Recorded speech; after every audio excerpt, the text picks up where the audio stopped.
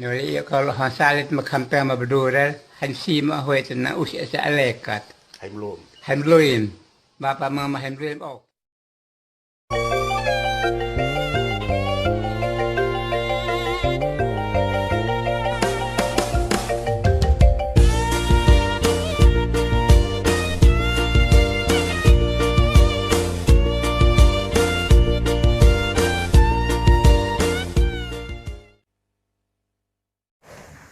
Sama saudara dan saudariku yang terkasih dalam Kristus Tuhan. Memberi adalah panggilan jiwa setiap insan yang sadar bahwa hidup ini adalah anugerah Tuhan. Kualitas sebuah pemberian tidak ditentukan oleh jumlah, tetapi oleh seberapa besar cinta, pengorbanan, dan ketulusan yang mendasari dan menyertai pemberian itu. Pemberian yang kecil, jika diiringi dengan cinta dan pengorbanan yang besar, akan mendatangkan sukacita berlimpah, baik bagi penerima maupun bagi si pemberi. Kisah tentang sekelompok orang yang memasukkan uang ke dalam peti persembahan. Tuhan Yesus yang menyaksikan hal itu tidak memuji orang kaya yang memasukkan banyak uang ke dalam peti persembahan itu, tetapi justru memuji pemberian janda miskin yang hanya memasukkan uang dengan jumlah yang sangat sedikit. Mengapa demikian? Karena orang kaya memberi dari kelimpahan. Mereka memiliki lebih dari cukup untuk dibagikan.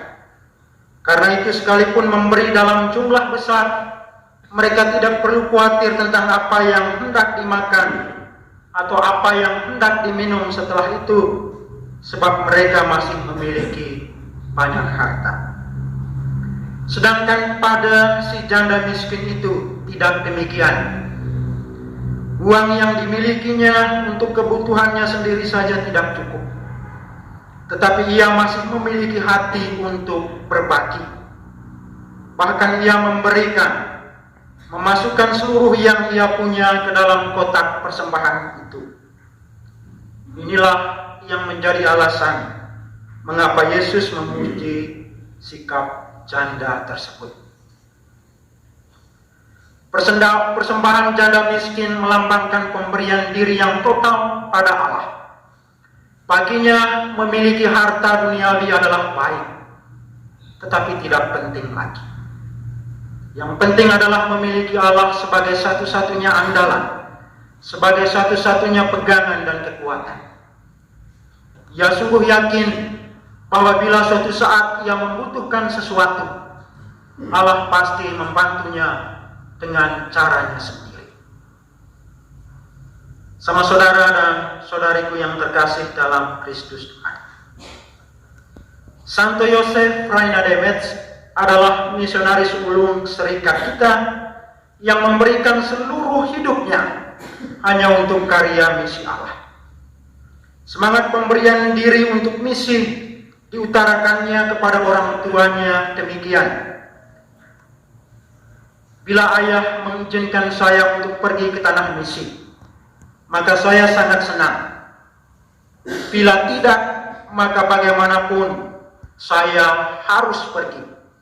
Meskipun nanti sampai di sana, saya hanya bisa menyelamatkan satu orang saja.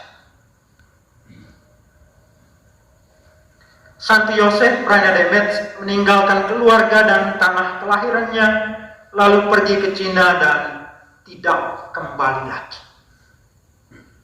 Dan agar pemberian dirinya diterima oleh masyarakat Cina, ia berusaha menjadi seperti orang Cina, menjadikan budaya Cina sebagai budayanya, berbusana seperti orang Cina, melepas jenggot seperti orang Cina zaman itu. Dan dia juga merubah namanya dengan nama Cina dan menjadikan bahasa Cina sebagai bahasa ibu. bahasa cinta. Lebih lanjut, pemberian diri Santo Yosef Fray dan Emets nampak dalam pelayanan misionernya. Bersama seorang katekis, dia tekun mengunjungi desa-desa untuk mewartakan Injil dan melayani sakramen. Ia ditangkap dan disiksa secara kejam menurut buku yang ditulis oleh Pater John Prior. Mukanya digosok dengan kotoran hewan. Dan ketika dia ditangkap, kemudian ditendang, dipukul berulang-ulang. Namun demikian, ia tidak menyerah pun tidak gentar.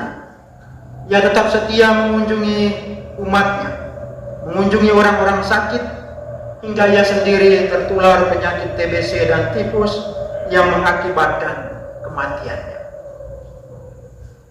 Kecintanya terhadap orang-orang yang menerima pemberian dirinya dirangkum dalam isi suratnya demikian. Saya cinta akan orang-orang Cina.